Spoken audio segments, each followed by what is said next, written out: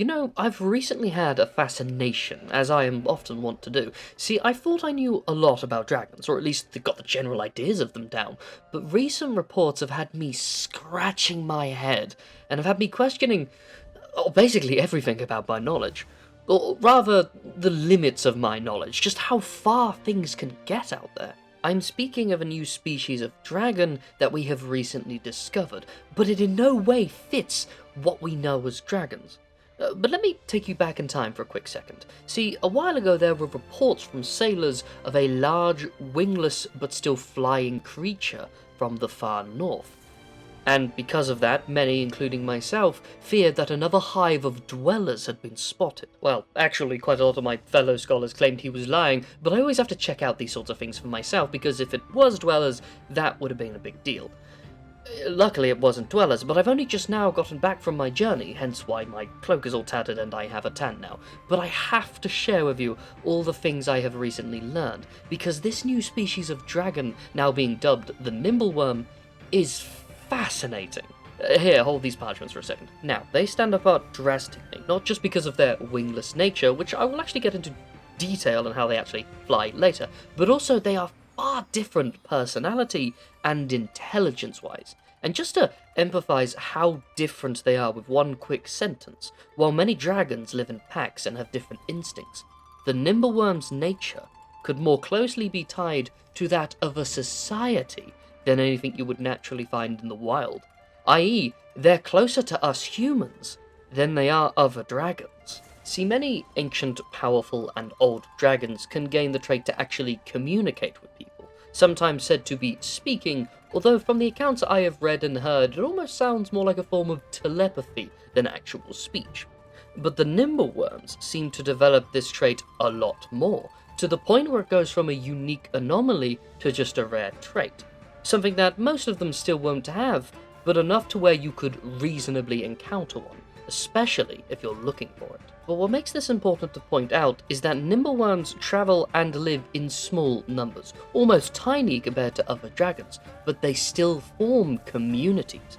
And as I said before, you could even class them as a society. This goes so in-depth, meaning that it's actually quite possible that if you meet a group of them, at least one of them might be able to communicate with you, or at the very least, they could lead you to one who can. To empathize the intelligence gap of them and our local dragons, the Nimblewyrms have actually created what we could call a caste system, where different types of Nimblewyrms treat others differently due to which one they are born into. Their colours, or what we would call clades, even reflect this. For example, keep a wide berth from the ones who have more red elements, as they are a part of the warrior caste and are a lot more violent and temperamental. Other Nimblewyrms will even tell you to stay away for this reason. They were born and are bred to fight. It's unclear if this is a more genetic thing or more of a cultural thing, but I would suspect, and not be surprised at all, if it was actually just a cultural one, purely cultural, that led them to this way. What all the castes are and how they interact with each other and the world around them is quite a bit more unclear, as they are very much mistrusting of outsiders, which is why most of my information comes second or even third hand, and I've only ever had a few interactions with them myself, and they really are not that friendly. I should also note that they seem to be a lot more on the powerful side than one would expect. Not physically, in fact their bodies are a lot more on the weaker side, having not adapted to any real form of claw-to-claw combat, and I suspect even a Night Snagger could best them in direct combat in this manner, but rather their powers come from a more supernatural elements of our world, of which their exact nature, elements, and limit are more so on the unknown side again. To give you a sense of scale for these powers, they can actually make the skies be filled with clouds in a mere instant, or even make things appear or disappear before your very eyes. And I would suspect this is more so an illusion thing, rather than a transportation thing or anything, were it not for the fact I witnessed things move around, but I'll get to that later. But what they actually are capable of in combat remains to be seen. The ones I have seen in a fight tended to act a lot more like other dragons I'm more familiar with, so I'd suspect there's probably another caste that deals primarily with these abilities. and I would not be surprised if they are one of the more important or even ruling ones. I really wish I knew more about their culture and their homeland, but sadly I've not been able to set foot on it. I've only been able to see it from a distance, and even then it was covered in a thick layer of fog. The reason why? Well, the captain of our ship was a bit more on the superstitious side, and refused to sail any closer when we saw it in the distance. So I rowed my dragon closer, and as soon as we entered the fog, we left again, from the same direction we entered just a moment later, as if we were immediately turned around. But we did no such maneuver. After trying it 3 more times and having the same result, I gave up in the end.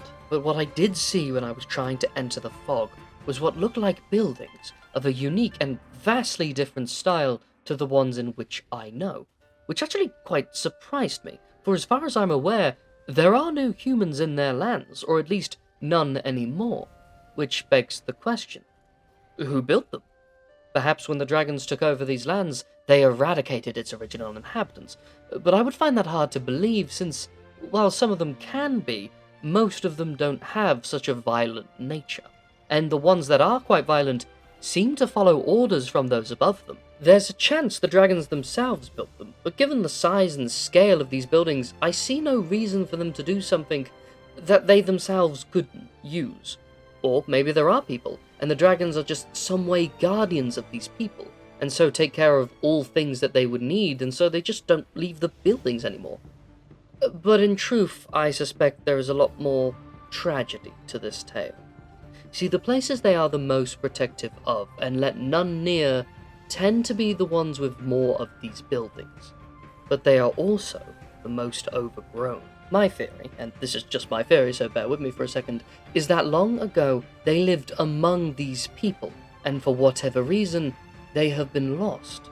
And so the Nimblewyrms have been mourning them, and protecting the marks they left upon the world. I imagine a similar thing would happen to the Iron Wings if the Skeld disappeared for whatever reason. They would protect whatever monuments were left, in hopes that we would someday return, even if that's not a possibility. At least I'd like to imagine that sort of thing would happen. But now I think I should talk about their anatomy, as they stand apart because of it quite a lot in this aspect. For a start, they have a long, almost noodle-like body that's immediately noticeable, as is their lack of wings, despite them only being seen flying. The amount of hair on them is also quite shocking. They seem to have a line of it on both their underbelly and across their spine that runs along their entire body. They also have a long, fluffy tail and a mane that runs along quite a lot of their frame. They have one pair of claws that almost seem to be used more like arms than legs. Their faces are quite narrow, but also somewhat stubby in that aspect.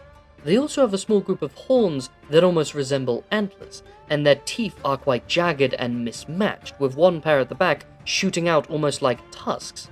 And lastly, they have a bizarrely long pair of what I almost want to call fleshy whiskers that they seem to have complete control over. But now let's get into how they actually fly, as I'm sure that's been on your mind the whole time. Now, to actually explain how this works if you haven't flown a dragon for yourself might be quite difficult. But if you have, there are these sort of air currents that your dragons can use to, I want to say, energize them. You will know when they have flown over these because your dragon will suddenly have a burst of energy and will become faster for a moment. And some skilled dragoneers can even sense and actually see these air currents, or at least the really strong ones. Indeed, some say were it not for these currents, dragons could not fly at all, given their size and weight. And while this is a drastic theory, it does explain why often they are much slower when they're away from them for long periods of time. But some currents are also so strong that you actually don't even need to be inside of them in order to feel their effect, as some can be found inside of solid stone or even underwater, and yet those dragons that just fly near them still benefit from their presence, if not as strongly. But the Nimblewyrms are more in tune to them. They are hypersensitive to whatever forces these actually are. Now, to be exact, these currents are actually everywhere. They run through and around absolutely everything.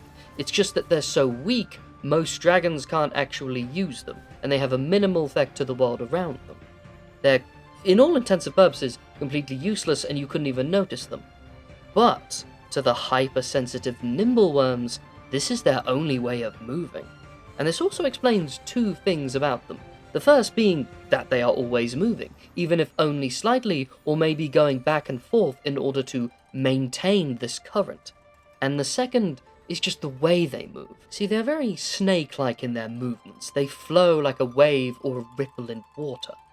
In some ways, it's almost like a dance, making them seem a lot more elegant compared to other dragons. They're probably very proud of that too, given their more noble nature. But I should note that they actually have to move this way. This isn't a choice or something they're deliberately doing. They must follow a current, or else they'll just drop. I should also note, this is actually the same way dwellers move, for those who are curious. The Nimblewyrms are beautiful creatures, if you ask me. Something surrounded by mystery, and yet they themselves are still filled with this little sense of wonder. There is so much we can learn from them about the forces of our world and how it works, and yet they are all too unwilling to share. But I would also not be surprised if they themselves didn't know how it works. After all, nature does not pick its path, it merely walks, or I guess in this case, hovers through it. Thank you for listening to my tales. I'm the Ashspawn. Feel free to leave a like, comment, or subscribe, it would really mean a lot to me. But, till next you meet, fellow traveller, have a good day.